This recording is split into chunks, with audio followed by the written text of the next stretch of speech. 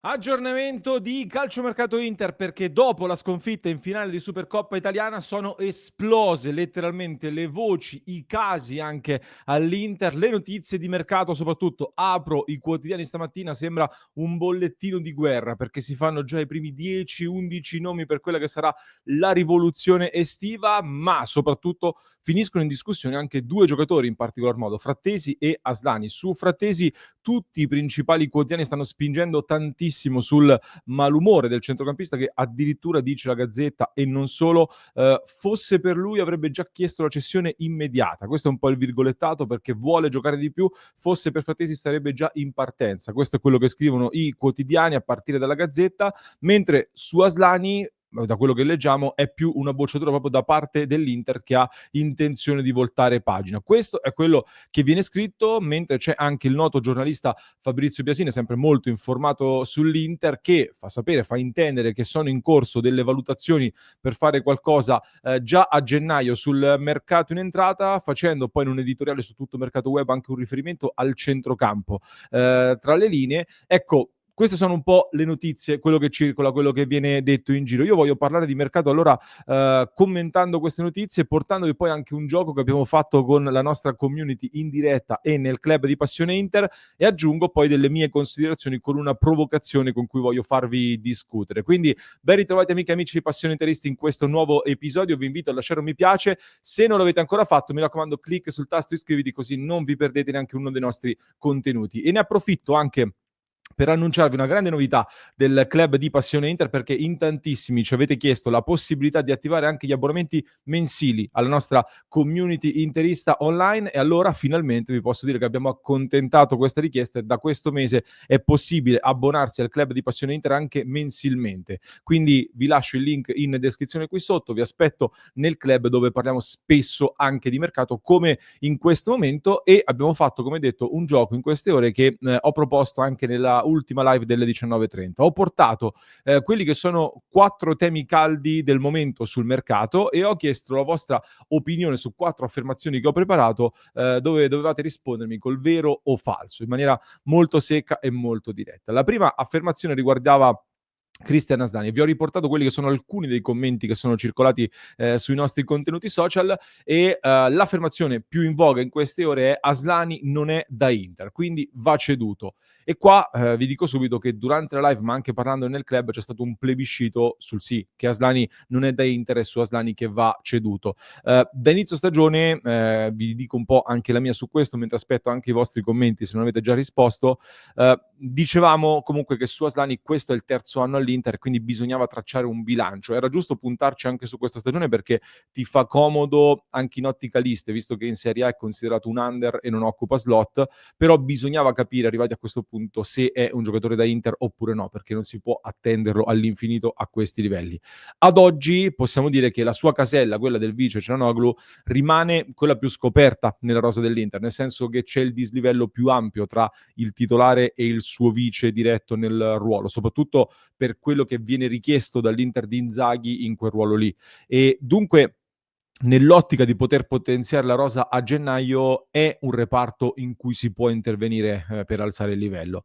Il problema è, uno, che offerte arrivano per Aslani adesso in questa finestra di mercato, quando arrivano, soprattutto se subito o negli ultimi giorni, e soprattutto chi prendi per sostituirlo, perché diciamo che per alzare il livello serve un giocatore che sia pronto subito, considerando anche come Inzaghi si fida dei nuovi arrivi e li integra soprattutto in un ruolo così delicato. Con la politica di Octree questa cosa va messa un pochino in contrasto, quindi incrociando questi fattori forse l'unico nome che viene in questo momento in mente è quello di Ricci, che ha appena rinnovato col Torino, che chiede delle cifre importanti, che piace soprattutto al Milan che ci sta lavorando. Si è vociferato anche della possibilità di un Arnautovic che piace al Torino.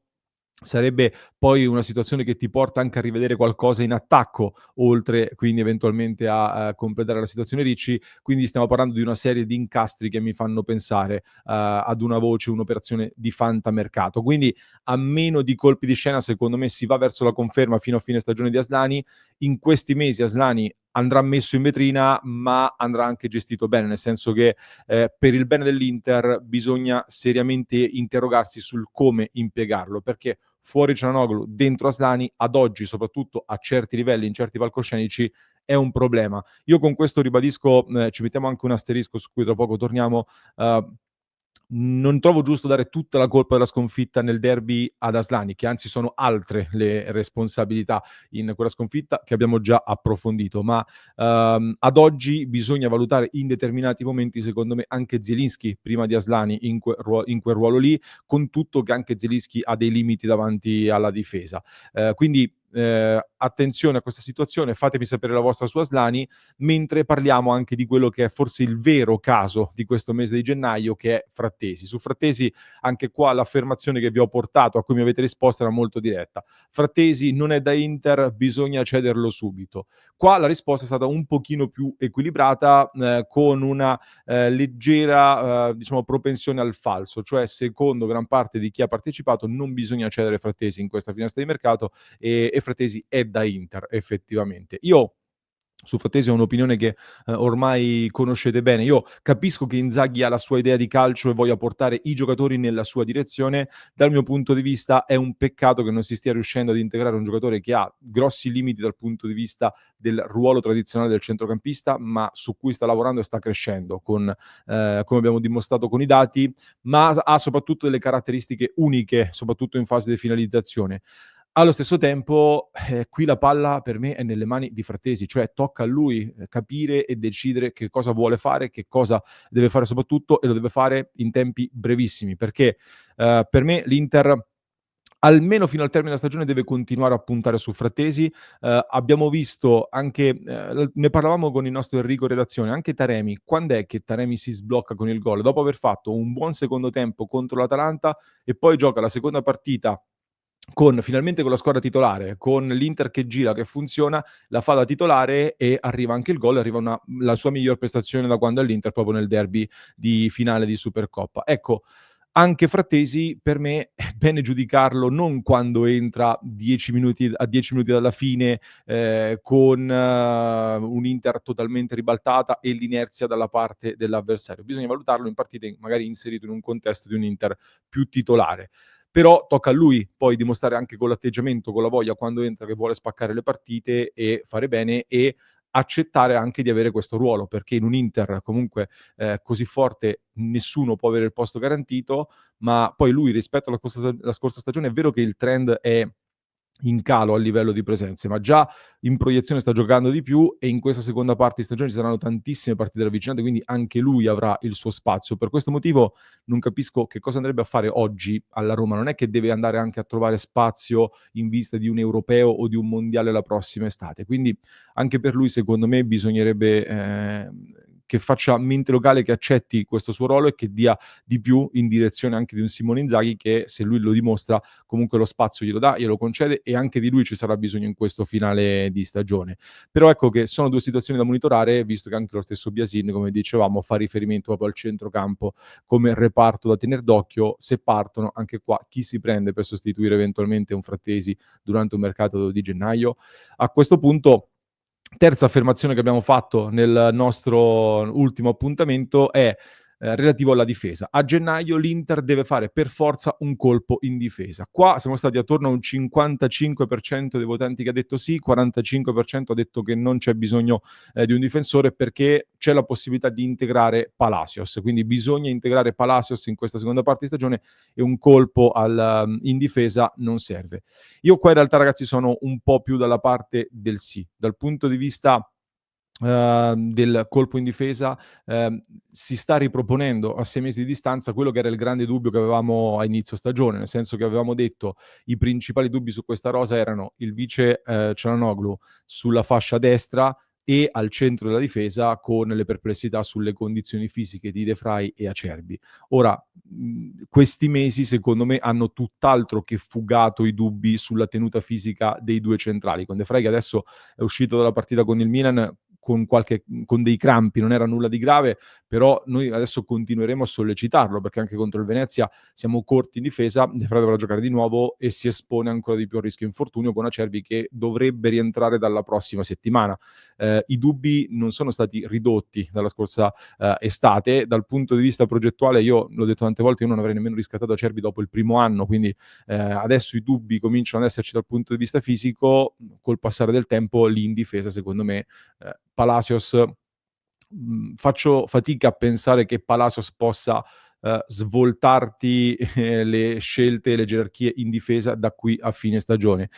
Quindi qua io sono più sul sì. Sull'attacco, devo dire che quando vi ho chiesto l'Inter deve fare per forza un colpo in attacco, l'80% ha detto di no, nel senso che non c'è l'obbligo di fare un colpo in attacco, vi fidate di chi c'è a disposizione, oppure secondo me più che altro il tema è che un colpo in attacco deve arrivare necessariamente al posto di Correa e Arnautovic, perché aggiungere un attaccante ora è impossibile, sostituirne uno lo trovo francamente molto difficile, bisogna fare fuori due dentro uno e quindi è uno scenario di mercato piuttosto complicato. Altrimenti anche qua Arnautovic e Correa erano grossi dubbi da inizio stagione, il passare dei mesi non ha ridotto questi dubbi, anzi li ha forse ulteriormente acuiti, considerando che Arnautovic continua ad avere difficoltà e Correa ha avuto un nuovo problema muscolare che lo terrà fuori ancora per qualche giorno, quindi hai voglia a dire ha fatto una buona partita, diamogli fiducia.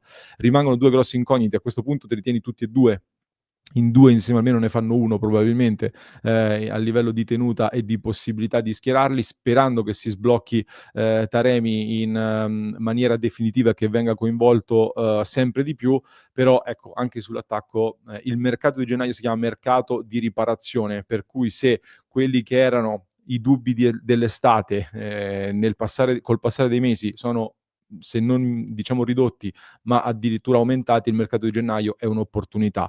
Però, per fare un po' una sintesi, poi vi aggiungo anche la mia opinione, non può e non deve essere, secondo me, questa partita a cambiare i piani e le gerarchie, non può essere questa sfida a cambiare tutto, a cambiare tutti i discorsi. Milan ha vinto una partita, l'Inter ne ha perse 6 dopo Istanbul, in 1 anno e mezzo, ragazzi. Questa reazione così esagerata post Supercoppa evidentemente è perché non siamo abituati a perdere e quindi bisogna ritrovare la fiducia, bisogna ritrovare subito un risultato, chiaramente a Venezia, anche se non sarà semplicissimo, viste anche le assenze, ma si può fare. Ci sono 2 cose che mi "preoccupano", tra virgolette. La prima è che le rivali si stanno attrezzando, e stanno preparandosi anche a spendere ancora sul mercato di gennaio, praticamente tutte andranno a rinforzarsi in questo mercato di gennaio.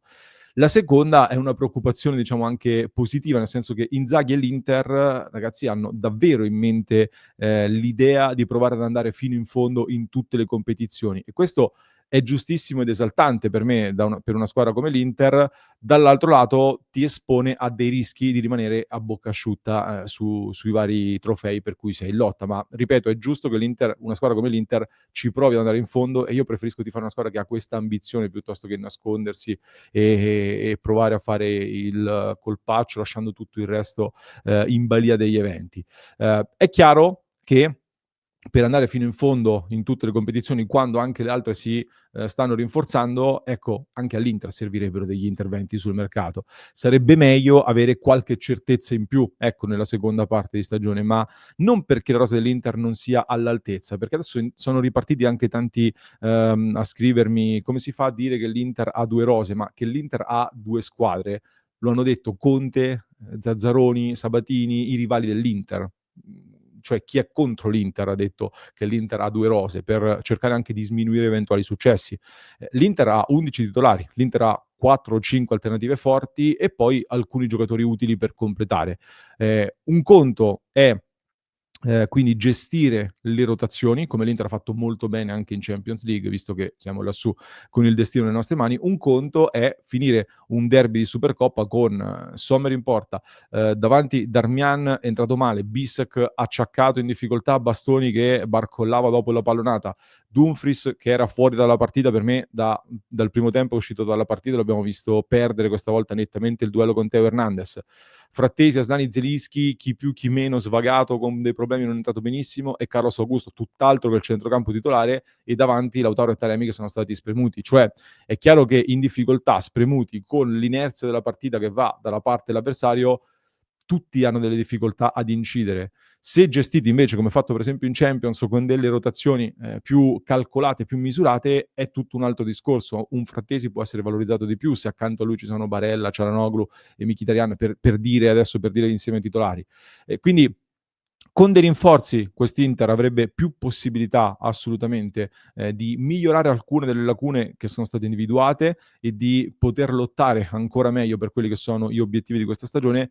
Dall'altro lato sappiamo bene che con Oktay alla guida la priorità è il risultato economico piuttosto che quello sportivo e questo dobbiamo ricordarcelo perché sta passando un pochino troppo in secondo piano. Per cui mi aspetto poco, a gennaio a meno di colpi di scena, ma anche qua, ripeto, se Frattesi vuole andar via, che lo faccia sapere subito e porti un'offerta, in grado di convincere l'Inter, in vista dell'estate e poi invece tra giocatori scontenti, contratti in scadenza, giocatori che fisicamente non danno garanzie, bisognerà fare un ragionamento molto approfondito, ecco, questo assolutamente sì. Fatemi sapere un po' la vostra nei commenti che cosa ne pensate. Vi lascio con il link al club di Passione Inter qui sotto dove stiamo portando avanti la discussione in queste ore. Mi farebbe piacere avere sempre più persone con cui parlare di questi temi che ci stanno appassionando tanto. Quindi vi aspetto nel club di Passione Inter. Vi lascio anche con un altro approfondimento che trovate in descrizione per chi ci ascolta in podcast, mentre per chi ci segue su YouTube vi basta cliccare qui.